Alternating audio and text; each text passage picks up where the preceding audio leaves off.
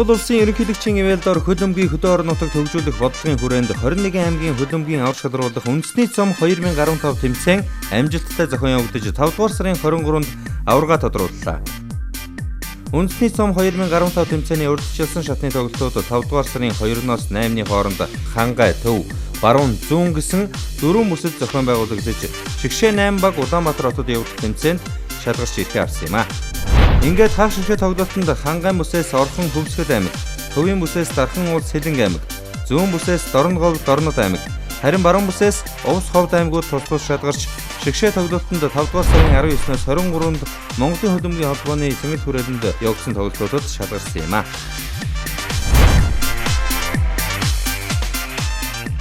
Шигшээ тоглолтуудын салхийг хагалж 2014 оны аварга Дархан уул аймаг, 2013 оны Дорнод аймагуд онолт таарч хүчирхэг багуудын хоорондох гал гарсан ширүүн тулааны эцэст 3-1 харьцаатаагаар Дархан уул аймгийн шигшээ баг Дорнод аймгийг буулган авсан билээ.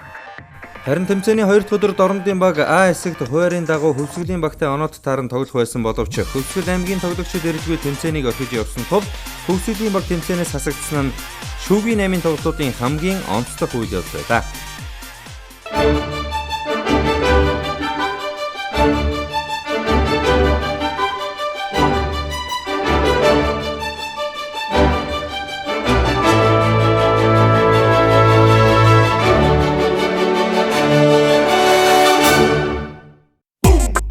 Шүүгийн 8-д өрсөлдсөн багуудын тоглолтууд өндөрлөхөд Төвийн бүсээс Дархан уул, Сэлэнг аймаг, Зүүн бүсээс Дорнод аймаг, Баруун бүсээс Увс аймаг үндэсний цом 2015 тэмцээний шүүгийн 4 шалган үлдсэн юм.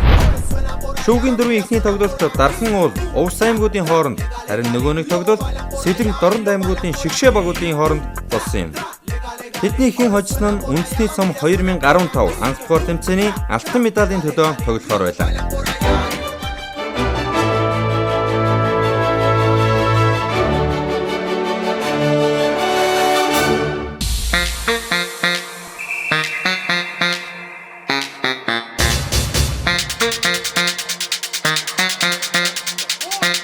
Сэлэнг аймгийн шигшээ баг хаах шигшээд Дорнодыг 1-1 харьцаатаагаар буулган авлаа.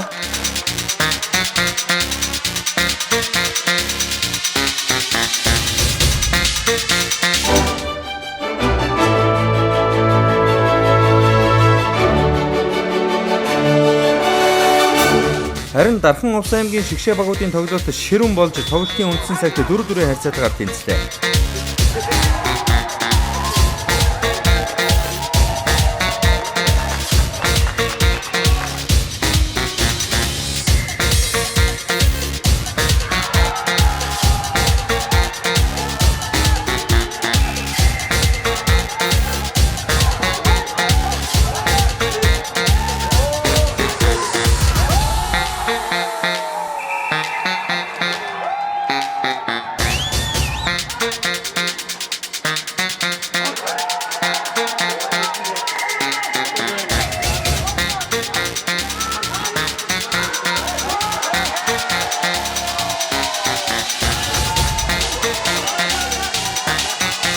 Ингээд тургуулын цогцолтоор Увс аймгийн шигшээ баг 4-2 харьцаатаагаар Дарханчуудыг буулган авснаар аваргын алтан медаль шилжээ явах цомын төлөө Сэлэнг аймгийн багтай тоглохоор таарсан билээ.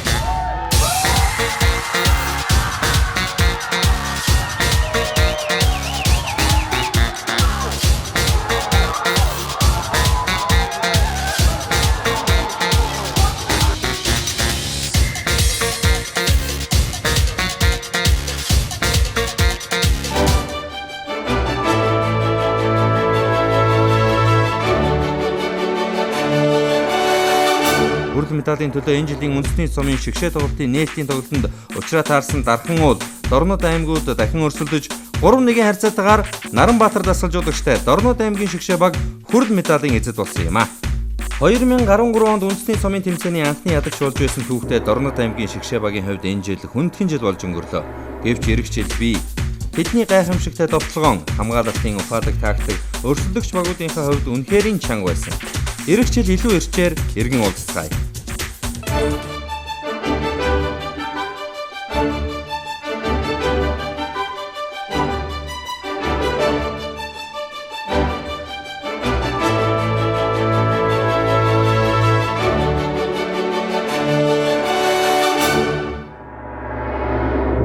Үндэсний цом 2015 тэмцээний аваргын төлөө Алтан цомын төлөө Овс Сэлэнг аймгийн шигшээ багууд талбайд гарч ирлээ. Энэ бол шийдвэрлэх тоглолт. Тэдэнд алдаа гаргах эрх огтхон ч байхгүй. Тоглолт эхлээд хэсэг хугацаанд хоёр баг бие биенээ ажилласан байдалтай тун гэрхай тоглолтыг үзүүлж байлаа. Харин энэхүү 50 байдлыг эвдэж тоглолтын 19 дахь минутанд Овс аймгийн 6 дугаартай тоглогч Билгүн анхны голыг орууллаа. Гэвч харамсалтай нь өөрийн хаалганд. Автгол Тони Харьцаа 1-1. Улмаар 33 дахь минутанд Овс аймгийн 8 дугаартай тоглогч Амар тоглох өрсөлдөгчийн хаалганд гол оруулж алдаагаа нөхөж чадсан юм а. Ингээд Тони Харьцаа 1-1 болж чадлаа. Тоглолтын 55 дахь минут гал гарсан ширүүхэн өрсөлдөөний эцэст Сэлэнг аймгийн 10 дугаартай тоглогч Мөнх Эрдэнийн гол энэ жилийн үндэсний цомын тоглолтын шийдвэрлэх гол нь байж цомыг өөрийн нутагт аваачих эрхийг өгсөн юм а. 2-1. Ийхүү аваргын Алтан цомын төлөөх тоглолтод орхон дасгалжуулагчтай Сэлэнг аймгийн хөлбөмбөгчид Овс аймгийг 2-1 харьцаатаагаар булган авч 2015 оны үндэсний цомын эзэд болсон.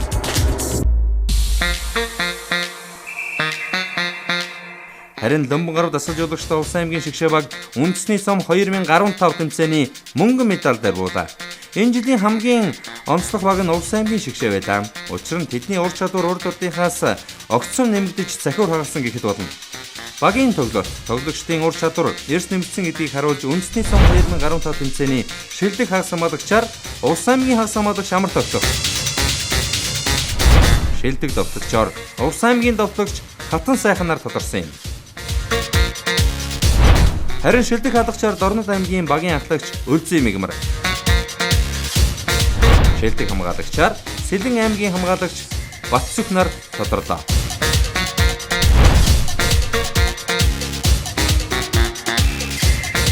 Үндэсний цом 2015 тэмцээний хүлэмжтэй нэгснээр Наранбаатар дасгалжуулагчтай Бэлгүн жагсагчтай Дорнод аймгийн багийн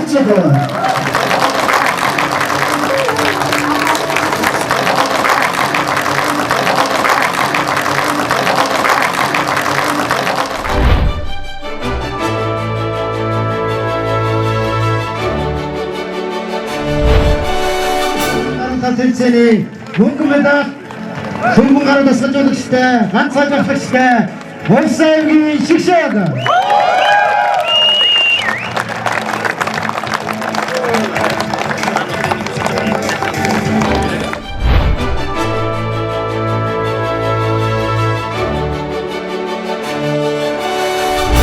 Сэлэнг аймгийн хөдөлмөрийн холбооны тэргүүн охин дасгалжуулагчтай ганцхан жагсагчтай Сэлэнг аймгийн шигшээ баг.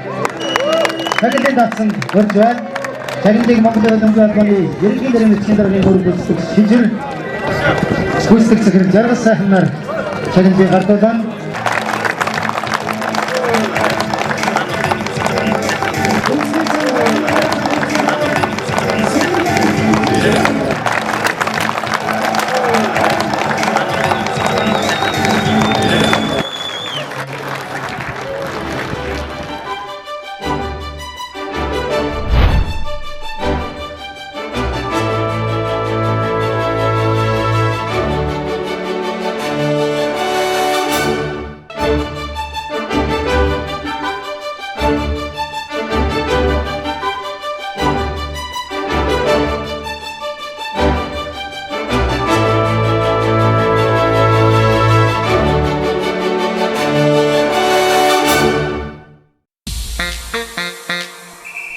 улсын ерөнхийлөгч Захиагийн Элбэг даржийн хөдөө орон нутагт хөдөлмөрийн спортыг хөгжүүлэх бодлогын хүрээнд 21 аймагуудын дунд 2013 оноос хойш зохион байгуулагдах болсон үндэсний сумын тэмцээний шагналын сан энэ жил 32 сая төгрөг болж нэмэгдсэн нь орон нутгаас ирж оролцож буй багуудын хувьд томоохон дэмжлэг боллоо.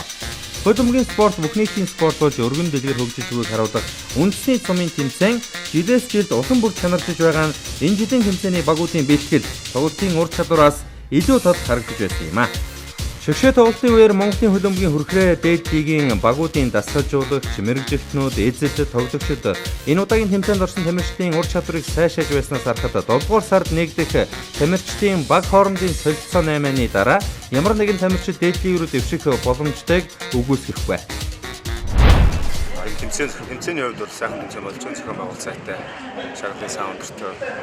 Ер нь бас хөлбөмбөгийн холбоонд өөрчлөлт орж байгааг илтгэсэн харуулсан сайхан тэмцээн болж байна.